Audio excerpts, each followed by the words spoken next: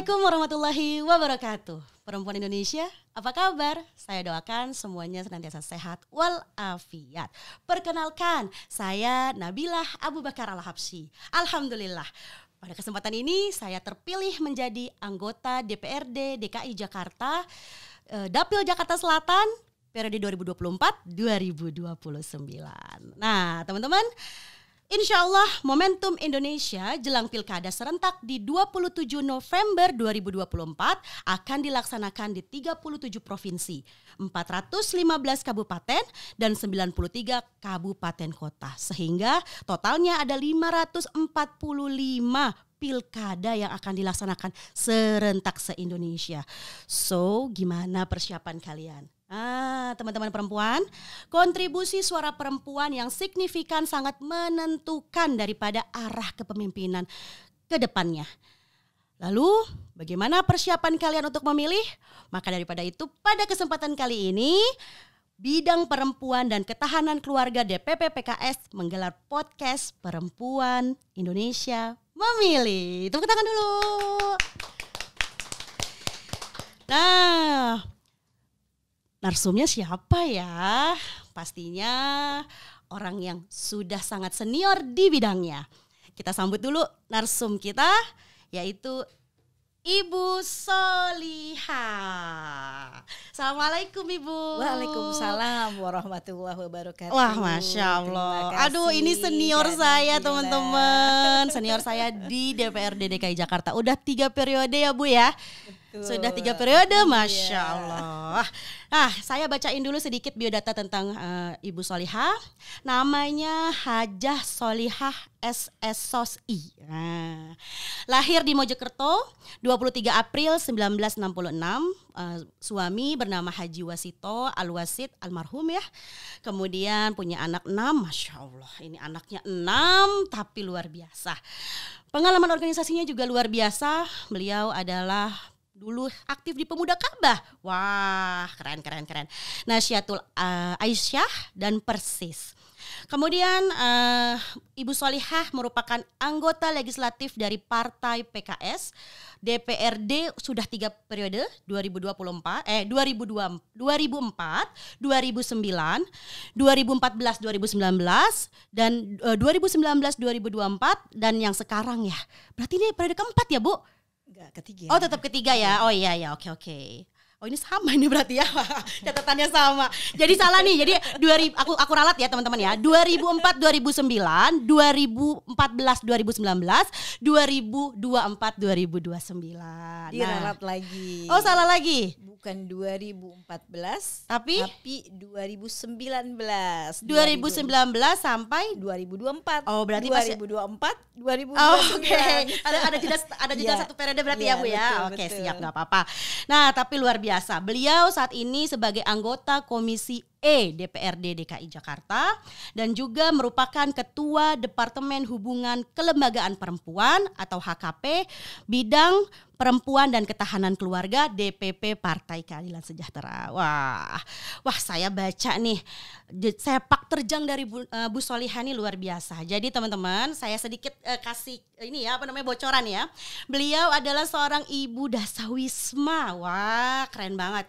Kenapa bisa disebut ibu dasawisma? Karena beliau menaikkan anggaran insentif bagi kader dasawisma se-DKI Jakarta. Nanti kita dengerin apa sih kiat-kiatnya. Kemudian beliau juga pendorong terwujudnya Perda Ketahanan Keluarga. Sudah masuk di Prolegda di 2025 tahun depan ya. Insyaallah nanti kita bahas dan akan kita kawal terus ya Bu Solihah ya. Kemudian beliau juga berhasil mengadvokasi terbukanya pintu akses warga di stasiun kereta api Duri, Kecamatan Tambora, Jakarta Barat. Wah, jadi nggak cuma soal keluarga, tapi beliau juga memperjuangkan daripada akses transportasi untuk masyarakat. Nah, yang terakhir nih yang lagi hot-hotnya yaitu advokasi sekolah swasta gratis. Masya Allah. Sekolah negeri dan swasta dan negeri gratis. Tepuk tangan dulu dong semuanya. Masya Allah. Ini nih. Kenapa pentingnya perempuan harus bisa mewakili kita semuanya nanti di DPR maupun di DPRD. Nah, makanya nih kita sambut dulu, kita kenalan dulu lagi. Bu Solihah gimana kabarnya? Alhamdulillah sehat walafiat. Selamat sudah dilantik ya. Alhamdulillah. Kita kemarin dilantik bareng teman-teman. Tapi kalau Bu Solihah mah nggak ada obat, kalau kata anak zaman sekarang nih, apotik tutup ya, nggak ada obat karena keren banget. Saya aja udah ngefans berat sama beliau. Nah, teman-teman, di podcast Perempuan Memilih ini kita mau membahas tentang apa sih bedanya pemilu dan pilkada. Kita mau denger dong Bu Solihah nih sebagai senior di kedewanan. Apa sih perbedaan pemilu dan pilkada? Kemudian apa sih yang membedakan antara legislatif sama eksekutif gitu? Kenapa kita harus memilih seperti itu? Boleh. Yang pertama, bahwa pemilu itu adalah pemilihan umum, legislatif dan pilpres. Itu pasti bersamaan. Selama ini kita menemukan ya itu dan secara pengalaman ya pemilu itu adalah pilpres dan pileg itu bersamaan waktunya. Karena apa? Karena nanti akan menentukan pilkada. Oke. Sesuai dengan undang-undang bahwa pilkada itu sampai kemarin itu masih berapa persen yang bisa mencalonkan pilkada itu adalah hasil dari pilpres dan pileg. Nah, inilah pentingnya bagaimana pemilu, pilpres dan pileg ya dan pilkada itu semua pastinya ada keterkaitan bahwa ya masyarakat harus ikut serta dalam menentukan pemimpinnya. Ya. Kalau pilkada besok 27 November itu akan menentukan bagaimana kita bisa menentukan pemimpin daerah itu sesuai dengan visi misi yang akan menentukan arah kebijakan, menentukan arah pembangunan daerah masing-masing. Inilah perbedaannya. Dan makanya ya saya mengajak kepada semua ya bagaimana pentingnya kita untuk memilih nanti. Wabil khusus untuk perempuan ya itu juga menentukan siapa yang harus menjadi pemimpin di daerah kita masing-masing sesuai dengan arah kebijakan, sesuai dengan visi dan misi ya yang kita inginkan agar daerah kita maju, daerah kita bahagia warganya dan kemudian tentunya bagaimana kita bisa memajukan ya daerah kita masing-masing. Berarti emang beda banget ya antara pilpres sama pilkada. Iya. Jadi kalau misalnya pilpresnya udah hot kemarin gitu ya, udah panas, di pilkada tuh udah nggak bisa dipakai lagi tuh pilpres kemarin ya Bu ya berarti ya, karena kita memilih orang yang berbeda dan konstelasi politiknya berbeda arah. Sangat berbeda. Bener ya. Jadi teman-teman semuanya nih, ini sangat berpengaruh ke kebijakan di daerah tersebut ya Bu ya. Betul. Karena kebijakan di DKI misalnya itu akan berbeda dengan daerah yang lain. Betul. Makanya kalau kita kebawa baper sama yang kemarin pilpres, itu sayang banget gitu ya, karena di pilkada itu kita menentukan hari-hari kita seperti apa. Apakah sekolah kita nih, nah apalagi kalau di Jakarta nih ya, di Jakarta lagi mau diperjuangkan sama Bu Solihah tentang sekolah negeri dan swasta gratis. Nah berarti teman-teman yang di DKI nih, yang di Jakarta itu akan merasakan tuh yang namanya sekolah gratis ke depannya, tapi belum tentu di daerah yang lain. Makanya wajib memilih orang-orang yang tepat supaya apa? Supaya bisa ngerasain kayak di DKI juga nih teman-teman di luar DKI. Setuju ya? Nah, Bu, terus gimana sih caranya kita tuh mau mengusung Cakada ya, kita ada bahasa Cakada nih, calon kepala daerah. Kalau pilpres kemarin kan kita cuma 2 ya calon ya, sedangkan kalau di Cakada atau calon kepala daerah ini beda-beda nih. Coba gimana sih perbedaannya gitu loh untuk kita memilih calon presiden sama sekarang ini calon kepala daerah. Ya, tentunya yang pertama kita harus tahu siapa yang harus kita pilih pemimpin itu. Ya. Tidak ada pemilihan calon kepala daerah yang semuanya jelek, ya tidak ada gitu. Karena setiap calon itu pasti punya kelebihan, ya sehingga kita harus memilih semua masyarakat ya, karena punya hak untuk mengeluarkan suaranya dan itu sangat menentukan daerah ke depan. Maka wajib bagi kita, apalagi perempuan, ya itu wajib untuk memilih. Untuk apa? Untuk menentukan masa depan daerah kita masing-masing. Dan saya sangat-sangat berpesan jangan sekali-kali golput. Karena apa? Karena itu akan membahayakan masa depan kita, terutama adalah keluarga, kemudian masyarakat dan bangsa ini. Dan anak-anak tentunya ya Bu ya. Tentunya adalah generasi. Betul. Karena itu menentukan kebaikan dan kemajuan kita semua. Oke, Bu Solihah, ini kan kita dari Ibu dari Partai PKS ya. Kalau PKS sendiri gimana dalam mengusung Cakada nih? Terutama nih kan dari Jakarta sendiri deh, kan Bu Solihah dari Jakarta nih pemilihannya. Ya. Jadi Jakarta itu memang sebuah gambaran nasional.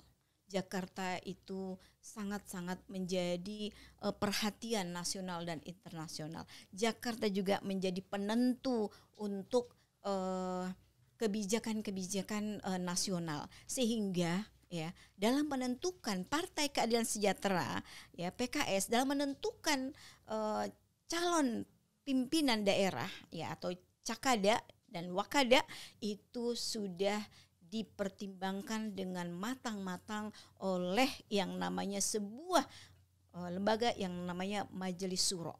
Nah, inilah yang menjadi hal yang tidak bisa dibedakan, ya, karena begitu pemilihannya begitu ketat, pemilihannya begitu pertimbangan yang akurat ya terhadap situasi dan kondisi ya daerah, sehingga ya dari Majelis Syuro ya itu akan bisa menjadikan barometer atau menjadikan penentu siapa Cakada dan Wakada itu untuk dipilih.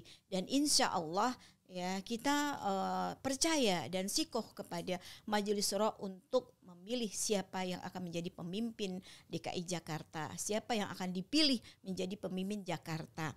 Mudah-mudahan ini adalah bagian daripada ikhtiar ya, ikhtiar kita sebagai seorang manusia, sebagai seorang muslim untuk menentukan pemimpin yang terbaik. Betul, ya. betul. Waduh, setuju banget nih. Dan lagi pula ya Bu, kita nih PKS nih saat ini sebagai pemenang ya di DKI Jakarta.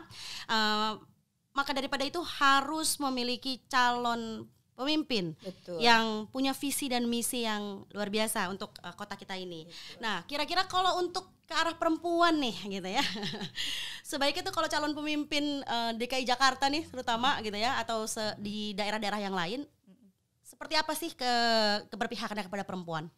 Pastinya kita ya, sangat-sangat berharap dan mempunyai cita-cita mempunyai pemimpin yang perhatian terhadap keluarga, ketahanan keluarga.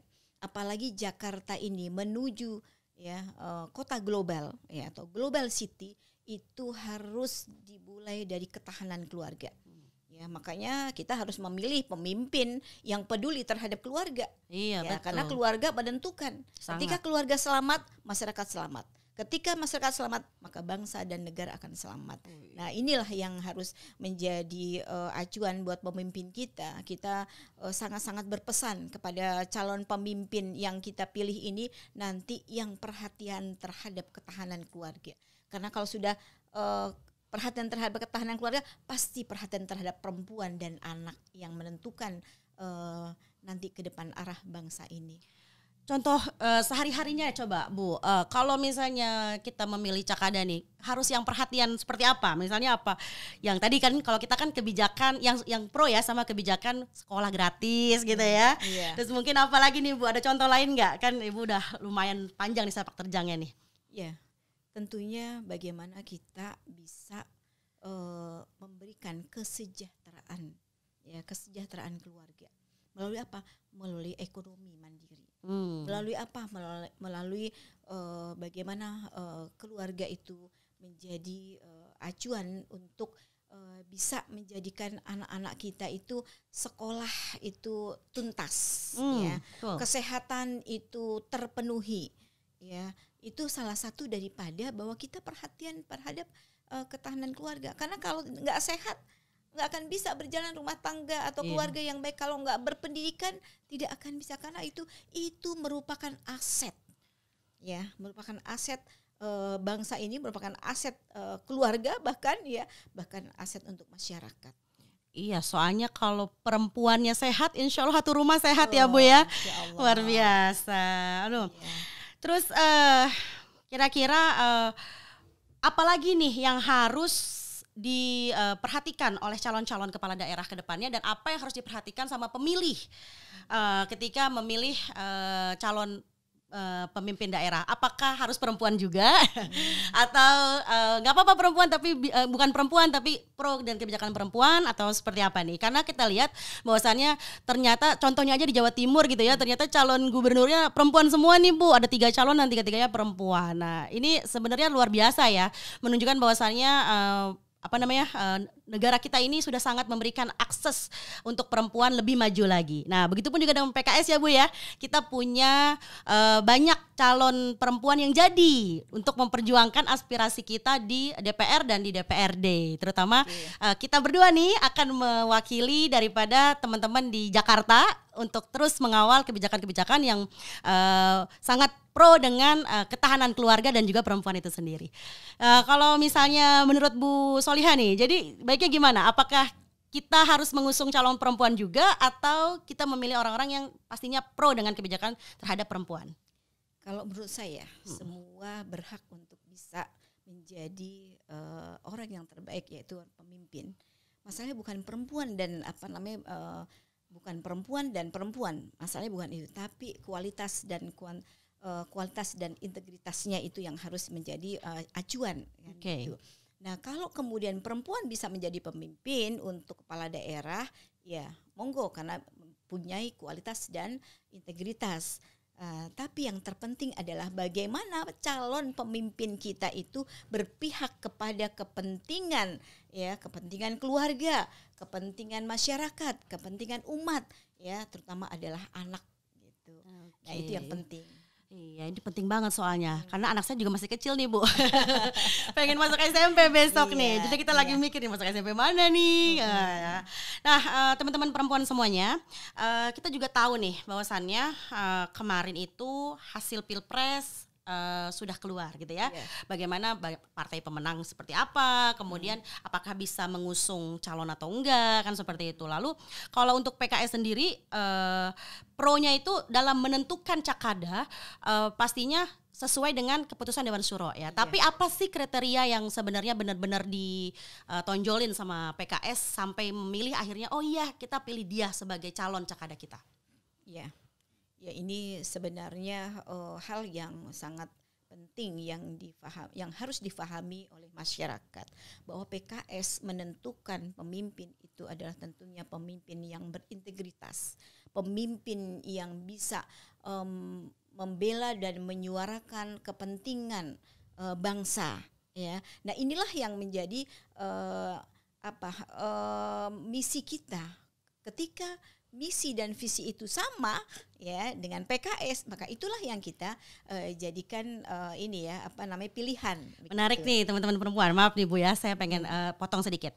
Jadi intinya ketika Pilpres kemarin, ketika kita berkoalisi dengan partai-partai yang kemarin kita berkoalisi, apakah kita juga harus tetap berkoalisi di cakada-cakada kita? Maksudnya di pilkada-pilkada yang mau kita usung? Ya, bisa berkoalisi, bisa tidak, sesuai dengan kondisi wilayah. Okay. Karena setiap wilayah berbeda-beda, ya kan? Wilayah berbeda-beda, maka kita ambil sesuai dengan wilayah itu, dan kemudian kita bisa mengambil apakah dia satu visi dengan misi dengan PKS, maka itu yang menjadi utama buat memilih untuk PKS. Oke, jadi sebenarnya penting banget ya, ini pendidikan politik yang luar biasa yang bisa saya rangkum nih dari Bu Solihah, bahwasannya Pilpres sudah usai, kita sudah mendapatkan pemimpin yang baru gitu. Nah, nanti akan dilantik pada bulan Oktober. Nah, akan tetapi untuk pilkada ini kita harus membedakan, harus memisahkan ya antara Pilpres dengan pilkada. Karena pilkada pastinya akan berfokus dengan hal-hal yang prioritas di daerah tersebut. Sehingga PKS pun juga mungkin bisa berkoalisi, mungkin juga merubah koalisi dengan teman-teman partai yang lain yang mungkin kemarin tidak berkoalisi dengan kita. Gitu ya Bu ya? Betul. Oke. Bu Solihah, seru banget nih pembicaraan kita ya. Tapi mungkin emak-emak juga harus dikasih semangat nih. Betul. Karena kan kemarin teman-teman perempuan mungkin ya yang masih terbawa perasaan. Lagi-lagi terbawa perasaan dengan kemarin hasil Pilpres gitu ya. Pas ketika ingin memilih pilkada nih banyak seruan golput karena mungkin kecewa sama yang kemarin ya. Tolong dong ajak teman-teman nih supaya jangan sampai golput, karena bahayanya golput nih. Aduh, kalau sampai kita golput apa sih bahayanya? Ya, tentunya sangat-sangat berbahaya. Ya, kita warga negara yang punya hak untuk memilih dan dipilih itu harus bisa menentukan arah bangsa ini ke depan dan bagaimana kita bisa mendapatkan hasil-hasil manfaat dari kepemimpinan itu. Jadi kalau kita golput, kita bagian daripada yang merusak bangsa ini. Aduh, serem juga ya, benar ya, benar. Jadi nggak boleh golput karena kita punya hak untuk memilih. Kenapa kita tidak ikut berperan untuk memilih, menentukan pemimpin kita? Ya, pastilah semua pemimpin yang ditawarkan kepada kita adalah itu menjadi pilihan masyarakat. Kalau kita golput, maka kita akan ikut berperan merusak negeri ini. Itu pada hakikatnya. Iya, ya, karena kita tidak punya peran. Benar. Gitu. Kalau kemudian yang terpilih ya tidak sesuai dengan keinginan kita, itulah memang harus kita belajar untuk menerima kekurangan. Tapi ketika kita cerdas di dalam memilih, insya Allah kita akan mendapat pemimpin yang kita harapkan. Nah, apalagi kalau teman-teman perempuan nih memilih orang yang tepat. Seperti kemarin Bu Solihah terpilih, saya juga terpilih. Nah, kita waktunya nih Bu Solihah nih. Waktunya kita berterima kasih sama teman-teman di luar. Terima kasih semuanya. Terima kasih banyak teman-teman perempuan Indonesia maupun yang bukan perempuan nih, tapi pastinya ini untuk teman-teman perempuan ya, karena kita dua-duanya perempuan. Terima kasih sudah memberikan kepercayaan kepada kita calon perempuan gitu ya Bu ya. Insya Allah kedepannya pastinya melalui juga bidang perempuan dan ketahanan keluarga di PKS, insya Allah PKS kedepannya akan terus mengusung dan mengawal kebijakan yang sangat berpengaruh untuk para perempuan dan prioritas dan memperjuangkannya. Iya, dan harus memperjuangkannya. Doain kita ya semuanya, terutama teman-teman Jakarta Barat ya Bu Solihah ya, dan teman-teman Jakarta Selatan. Terima kasih. Nah, terakhir closing statement nih Bu Solihah. Masya Allah, seru banget ya pembicaraan kita.